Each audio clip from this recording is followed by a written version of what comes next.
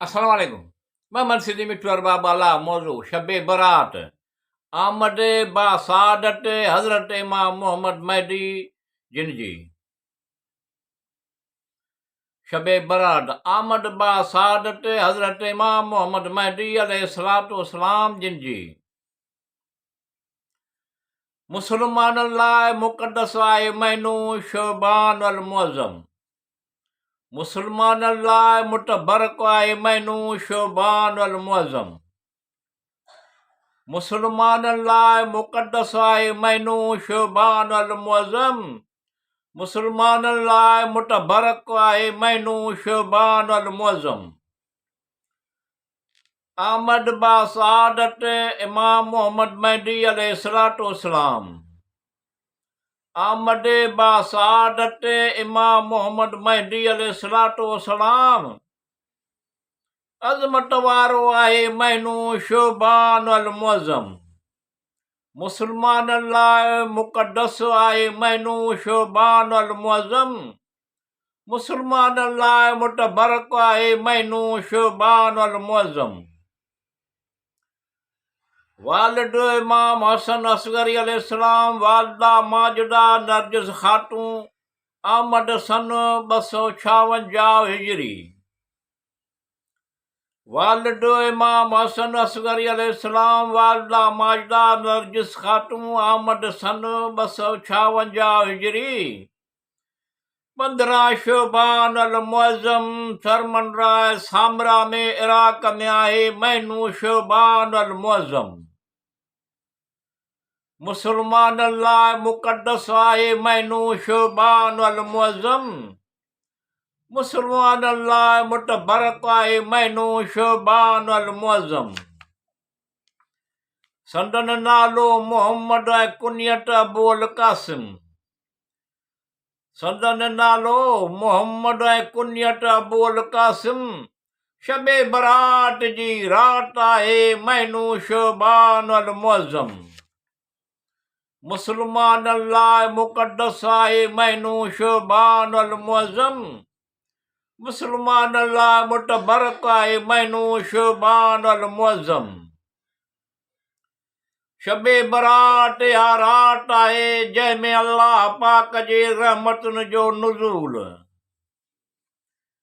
शब बरात उहा रात आहे जंहिंमें अल्लाह पाक जे रहमतुनि जो नुज़ूल। वॾ फुड़े मींहं जीअं ओहीड़ा ॾेई वसकारो कंदो आहे महीनो शबान अल मुअज़्ज़म। मुसलमाननि लाइ मुक़दस आहे महीनो शबान अल मुअज़्ज़म। मुसलमाननि लाइ मुतबरक आहे महीनो शबान अल मुअज़्ज़म। हज़रत इमाम मोहम्मद महदी अलैहिस्सलाम जिन जो ज़हूर ज़माने जे आख़िर में थींदो। हज़रत इमाम मोहम्मद महदी अलैहिस्सलातु वस्सलाम जिन जो ज़हूर ज़माने जे आख़िर में थींदो। रहमत मग़फ़िरत सां भरपूर आहे महीनो शबान अल मुअज़्ज़म। मुसलमाननि लाइ मुक़दस आहे महीनो शबान अल मुअज़्ज़म। मुसलमाननि लाइ मुतबरक आहे महीनो शबान अल मुअज़्ज़म। इब्तिदा इमाम हुसैन अलैहिस्सलातु वस्सलाम आमद बा सआदत आहे। इब्तिदा इमाम हुसैन अलैहिस्सलातु वस्सलाम आमद बा सआदत आहे। सानिए ज़ोहरा सैयदा ज़ैनब सलामुल्लाह अलैह आहे महीनो शबान अल मुअज़्ज़म। आमद बा सआदत मुसलमाननि लाइ मुक़दस आहे महीनो शबान अल मुअज़्ज़म। मुसलमाननि लाइ मुतबरक आहे महीनो शबान अल मुअज़्ज़म।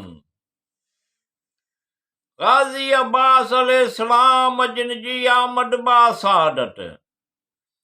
ग़ाज़ी अब्बास अलैहिस्सलाम अलमदार जिन जी आमद बा सआदत।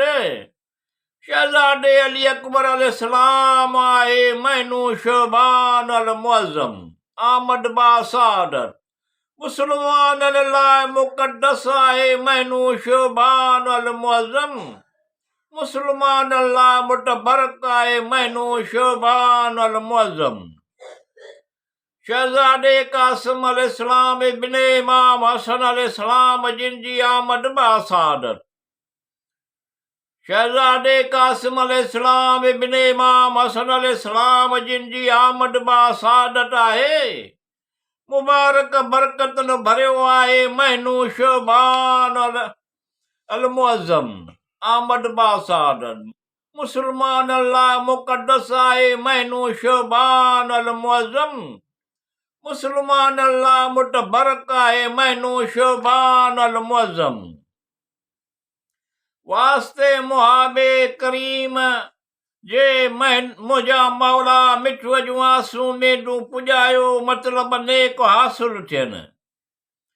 वास्ते मुहाबे करीम रहीम जे मुंहिंजा मौला मिठूअ जूं आसूं मेडूं पुॼायो मतिलब नेक हासिल थियनि। फज़ीलतुन भरियो आहे महीनो शोबान अल मुअज़्ज़म। मुसलमान लाइ मुक़द्दस आहे महीनो शोबान अल मुअज़्ज़म।